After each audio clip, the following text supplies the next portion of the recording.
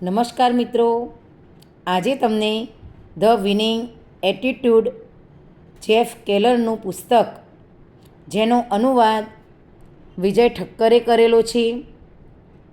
આ પુસ્તક 200 પેજનું છે. આ પુસ્તકમાં 54 પ્રકરણોનો સમાવેશ કરેલો છે. આ પુસ્તક બહુ સરસ, નાનું અને વાંચવા જેવું છે. આ પુસ્તકમાંથી મને ગમતા અંશોનો હું તમારી સાથે શેર કરી રહી છું. જ્યારે તમે હકારાત્મક બનો છો ત્યારે તમારા શરીરના કોષો વાસ્તવિક રીતે જીવંત બની જાય છે.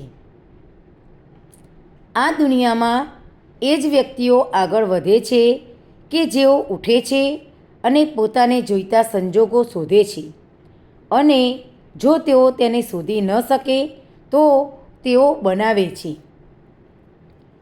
તમારી મનગમતી પ્રવૃત્તિઓમાં ભાગ લો. દરેક વ્યક્તિ એક સમાન નિર્મિત છે. આ અઠવાડિયે એક પ્રયોગ કરો. તમને જે મળે તેમના તરફ અલગ દૃષ્ટિકોણ રાખો. શેરીમાં રહેલા ભિખારીથી કે કંપનીમાં સાફ સફાઈનું કામ કરતા હોય ત્યાંથી લઈને તમારી કંપનીના CEO સુધીના જે કોઈ મળે તેમ એક જ માનવીય કુટુંબના ભાગ તરીકે જુઓ. એ જ પરમ શક્તિએ આ બધા જ વ્યક્તિઓને ઉત્પન્ન કર્યા છે.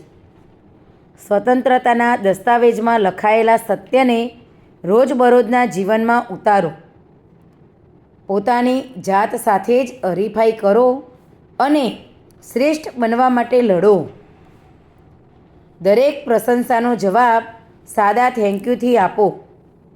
તમારી આજુબાજુનાને તમારી જાતથી વધુ આપવાનું શરૂ કરો અને પછી પરિણામ જુઓ. જ્યારે પણ કોઈ તમને શાબાશી આપે, જવાબ આપો થેન્ક યુ. જો તમે આ વખાણને અવગણો, જેમ ઘણા લોકો કરે છે, અરે આ તો કંઈ નથી, એવું કહેવું નહીં, પણ વેલકમ, ભલે, આવા જવાબો આપો. દરરોજ સવારે 15થી 30 મિનિટ માટે કોઈ પુસ્તકમાંથી, મેગેઝિન કે ઓનલાઈન કંઈક હકારાત્મક વાંચો. 15થી 30 મિનિટ દરરોજ હકારાત્મક ઓડિયો પ્રોગ્રામ સાંભળો. બીજા બધા જ વિચારો રોકીને વર્તમાન પર કેન્દ્રિત થવું. શિસ્ત પરિણામ લાવે છે, પણ તેમાં હંમેશા આનંદ આવતો નથી. બદલાવ પુનરુદ્ધાર કરે છે. હકારાત્મક વસ્તુઓ ઉપર ધ્યાન કેન્દ્રિત કરો. બની શકે તો સવારે જ્યારે તમે ઉઠો ત્યારે દરરોજ હકારાત્મક સાહિત્ય વાંચો. કસરત કરતા અથવા અઠવાડિયામાં 2-3 વાર હકારાત્મક કાર્યક્રમો સાંભળો. જે વસ્તુઓ તમને ઘાયલ કરે છે તે દિશા આપે છે. સંકટ એ મહાનતા માટેનો સાદ છે, ક્યારેક જ નહીં, બધી જ વખત. કંઈ પણ અંગત રીતે ન લો. તમે આપો અને તે તમને પાછું આપવામાં આવશે. હકીકતે આપવું એ પૂર્વ શરત છે મેળવવાની.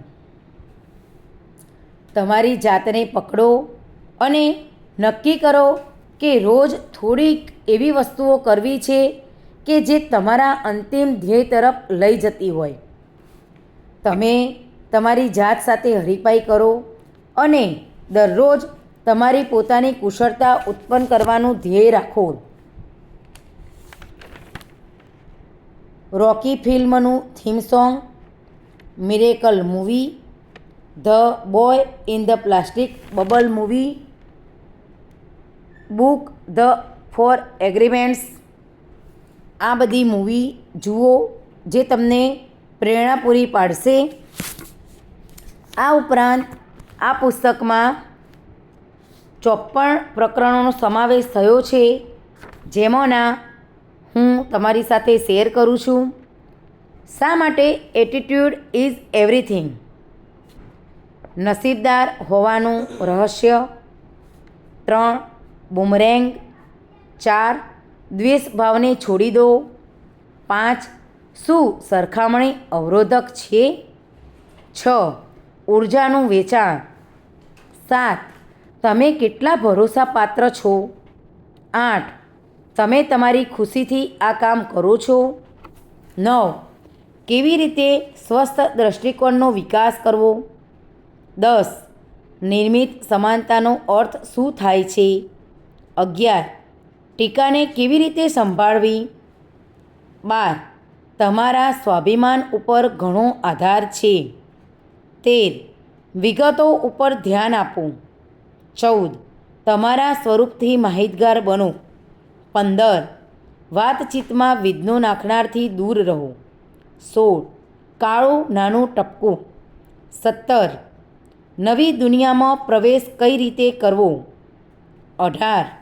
ખોદવા માંડો. 19. શરીરની ચમત્કારી રચના. 20. $10,00,000નો પુરસ્કાર. 21. અવાસ્તવિક બનો. 22. તમારા પરપોટાની અંદર શું છે? 23. સફળતા એ બાળકોની રમત જેવી છે. 24. આ એક કરતાં વધુ વ્યક્તિના મતની વાત છે. 25. નકારાત્મક વિચારો ક્યારેય મદદ કરતા નથી. 26. ભૂતકાળમાં જીવો અને તે તમારું ભવિષ્ય બનશે. 27. દરેક દિવસ આભાર માનવાનો છે. 28. તમારા માટે સફળતાનો અર્થ શું છે? 29. યાદ રાખવા જેવી બૂટ પોલિશ. 30. તમારા અભિમાનને સોંપી દો. 31.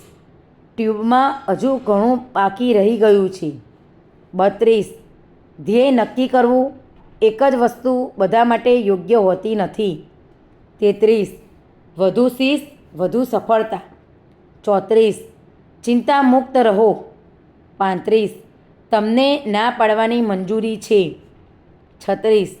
બીજાનું સન્માન કરો અને સફળતા પ્રાપ્ત કરો. 37. ગતિવર્ધક અભિગમ. 38. તમારી જાતને ચોખ્ખી રાખો. 39. તમારી સુરક્ષાની ચાવી. 40. ચાલો વિવેકને વધુ સામાન્ય બનાવીએ. 41. બદલાવને સ્વીકારો અને તમારી મહાનતાની અનુભૂતિ કરો. 42. તમે વિચારો છો તે કરતાં તમારી પાસે વધુ નિયંત્રણ છે. 43. આગળ વધતા પહેલાં પાછળ ખસવું પણ વ્યાજબી છે. 44. સંકટ જ તમને ઉપર લાવશે. 45. તમારી મોટાભાગની તકોનો ઉપયોગ કરો. 46. તમારા અભિગમ ઉપર ધ્યાન કેન્દ્રિત કરો. 47. વ્યક્તિગત સમજો અને પછી તેને જવા દો.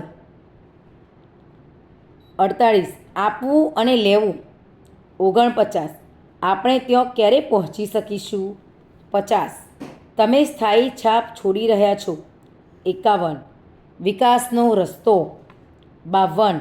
જે જવાબો તમારે જોઈએ છે તે તમારી અંદર છે. 53. જે કંઈ પણ થાય છે તે કોઈ કારણોસર થાય છે. 54. ચાલો કેટલીક નવી વિચારધારા શરૂ કરીએ.